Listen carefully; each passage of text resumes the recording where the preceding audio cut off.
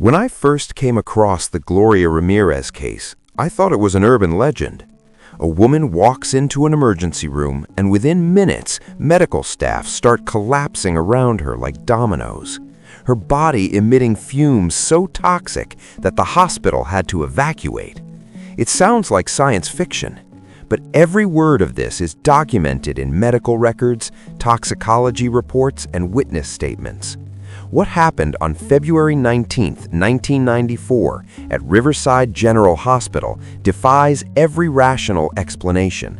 And the more I dug into the official investigation, the more questions emerged that nobody wanted to answer. The case file sits in front of me now.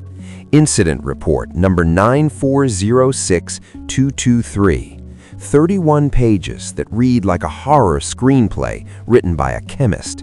But here's what haunts me most.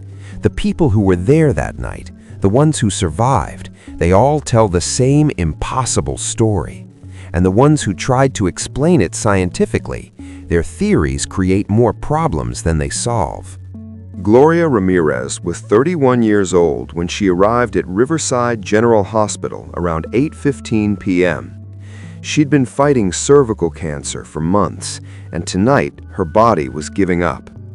Her husband and daughter brought her in. She was struggling to breathe, her heart racing, barely conscious.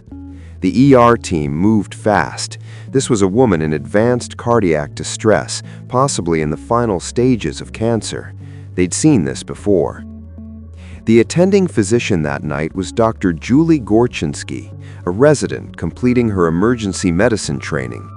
Alongside her was respiratory therapist Maureen Welch and medical resident Dr. Sally Balderas. Standard ER protocol kicked in immediately. Establish an IV line, draw blood samples, prepare for potential resuscitation. Gloria's vital signs were catastrophic. Her blood pressure was dropping, her breathing shallow and irregular. They had minutes, maybe less.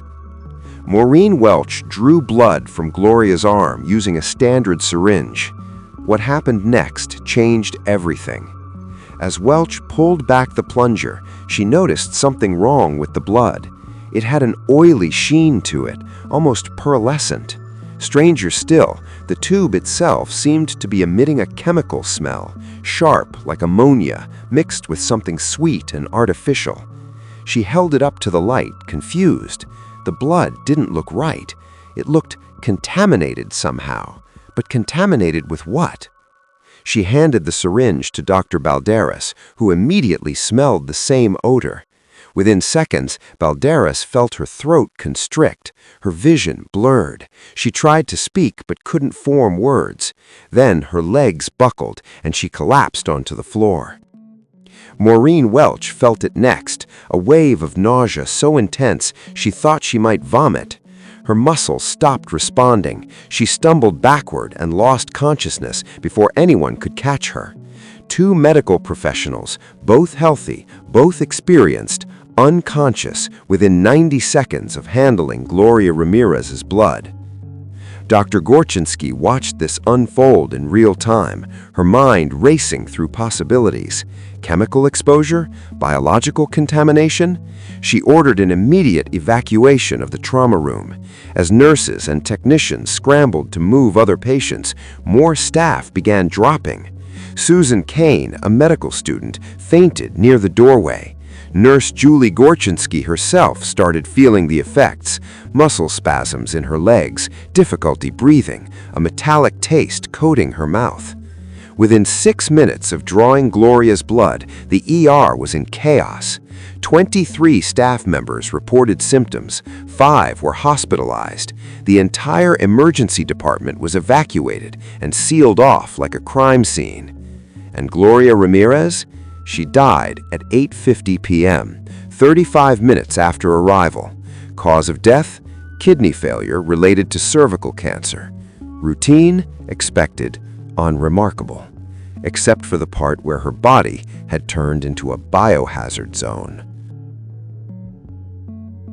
As I dug through the aftermath reports, I found something the initial news coverage glossed over.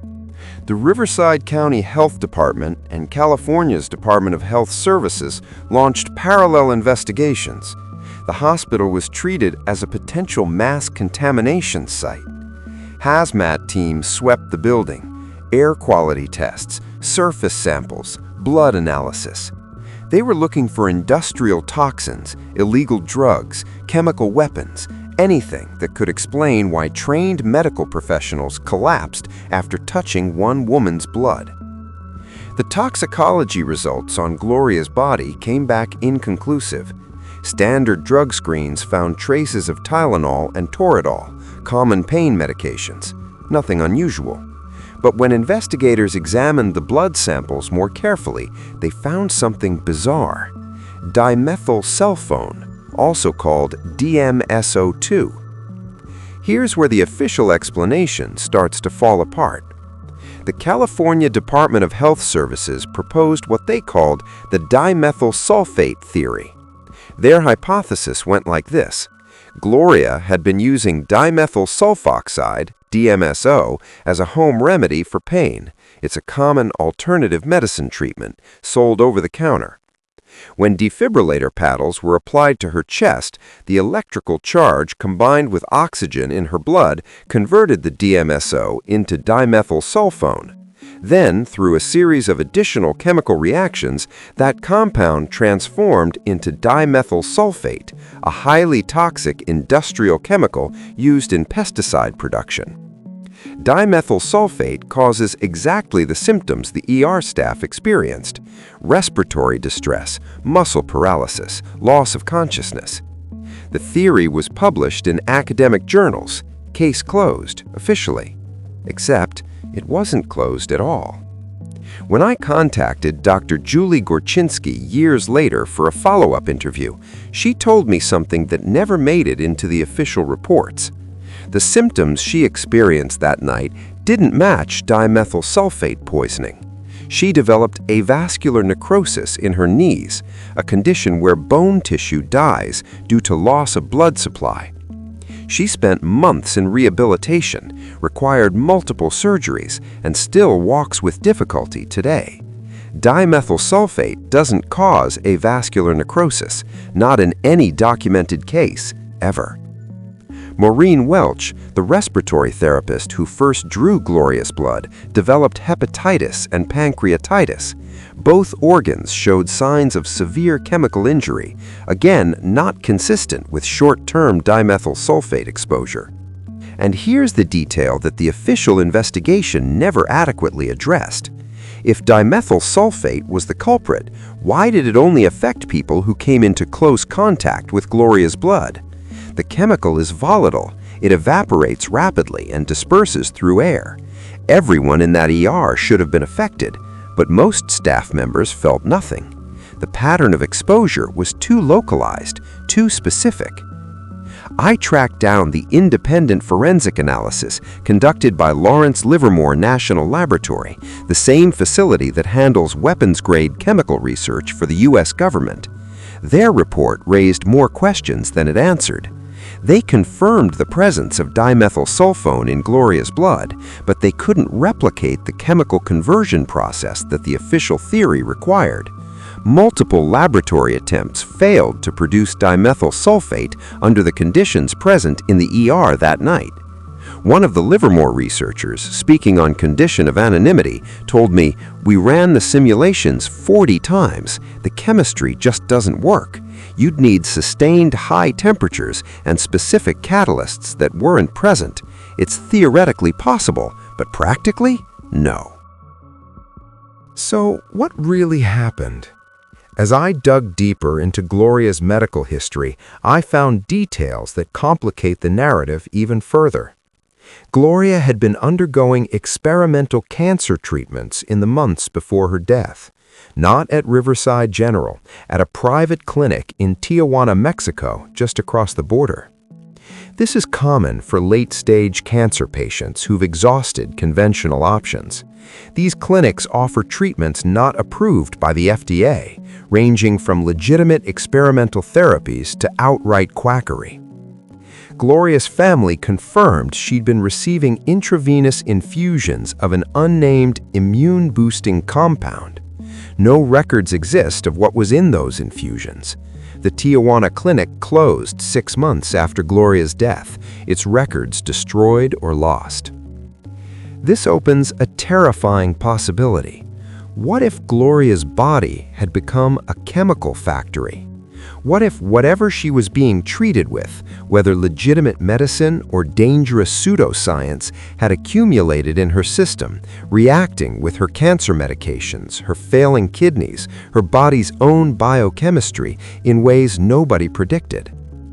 I found a research paper from 2003 published in the Journal of Analytical Toxicology that explored this exact scenario. The authors theorized that Gloria might have been taking N,N-dimethylformamide, DMF, another alternative cancer treatment sometimes used in Mexican clinics. When metabolized by a failing liver and kidneys, DMF could produce a cascade of toxic byproducts. Combined with the stress of cardiac arrest, defibrillation, and the cocktail of emergency drugs pumped into her system, her blood could have become genuinely poisonous. But even this theory has holes. DMF metabolites don't fully explain the immediate dramatic symptoms. They don't explain the oily sheen in the blood that multiple witnesses described. They don't explain why Gloria's body continued emitting odors even after death during the autopsy. The coroner who performed Gloria's autopsy, Dr. Dan Winters, filed an unusual addendum to his report. He noted persistent chemical odor emanating from tissue samples and anomalous crystalline formations in blood vessels. Those formations were never chemically identified.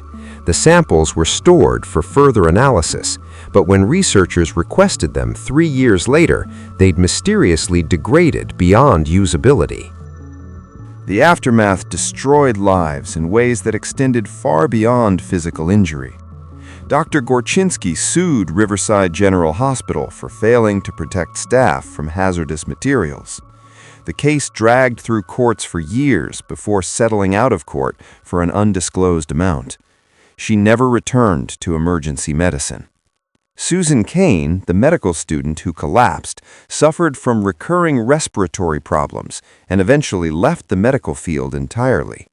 In a letter she wrote to the California Medical Board, she said, "Every time I smell anything remotely chemical, cleaning products, gasoline, even strong perfume, I'm back in that room, watching people fall.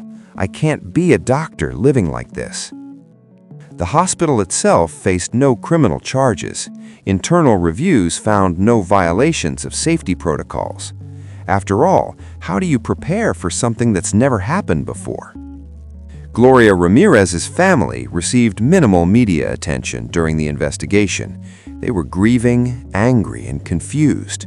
In one interview with a local news station, Gloria's mother said something that stuck with me. They made her sound like a monster, like she was toxic.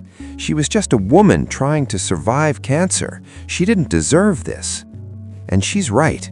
The media narrative turned Gloria into the toxic lady, a tabloid curiosity, a medical freak show.